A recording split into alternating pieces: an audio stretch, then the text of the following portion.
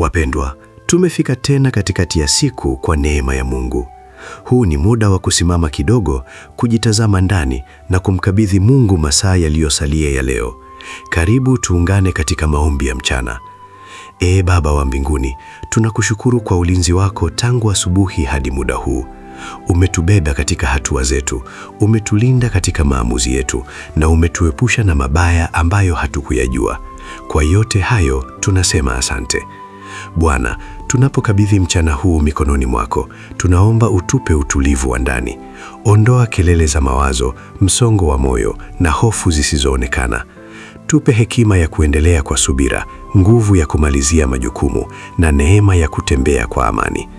Kama ulivyosema katika Zaburi 37:5, mkabidhi Bwana njia yako, umtumaini, naye atatenda. Leo tunakabidhi njia zetu kwako. Tenda katika yale tunayoweza na yale yasiyotuweza. Kwa wanaohitaji mwelekeo, waonyeshe hatua inayofuata. Kwa wanaosubiri majibu, uanze kutenda kimya kimya. Kwa wanaochoka rohoni, wape pumziko. Na kwa wote wanaokutegemea, thibitisha uwepo wako leo. Tunatangaza kwamba mchana huu hautakuwa wa kuchanganyikiwa, bali wa mwanga na neema.